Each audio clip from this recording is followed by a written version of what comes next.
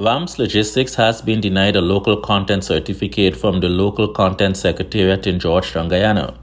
Today, the company's board chairman, Sean Wampasad, at a press conference in Georgetown said no reason was given to the company by the Secretariat for the denial.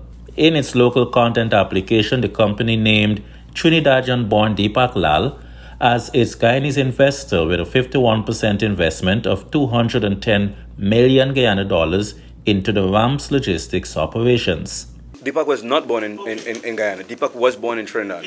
In Trinidad. His family left Guyana, went to the UK, made their way in the UK. From there, his dad got married to a Trinidadian lady, and Deepak was born in Trinidad. Did he ever apply for Guyanese citizenship? He did, and he does have his Guyanese citizenship. He has his Guyanese passport. We didn't necessarily want to share the passport because that has confidential information in it, but he does have his birth certificate. So he is a Guyanese national. So when these things So, how long is he got his Guyanese passport last year, 2021. That's the first time that he has had a Guyanese passport, correct?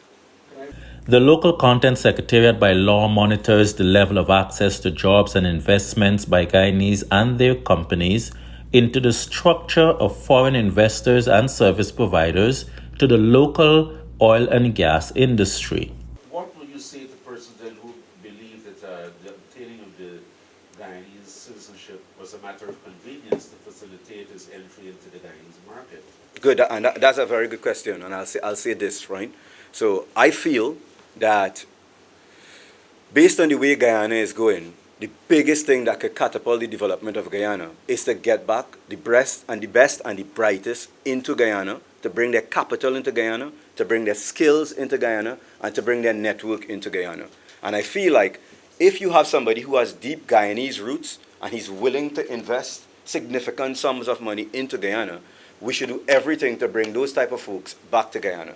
What you have to do as well is subject those people to the same laws and the same restrictions and the same guidelines as anybody who is within Guyana or outside of Guyana.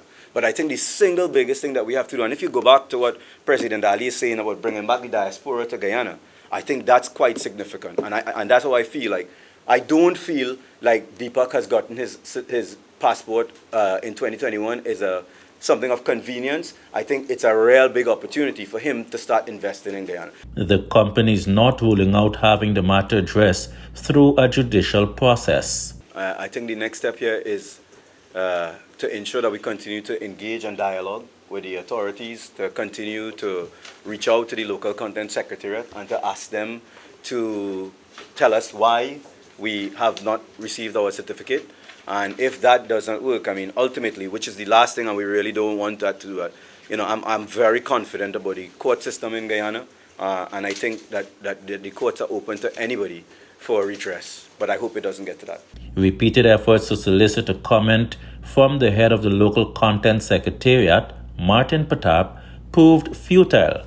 Calls were not answered and messages, while delivered and read, were not responded to. For Big Smith News Watch, Leroy Smith.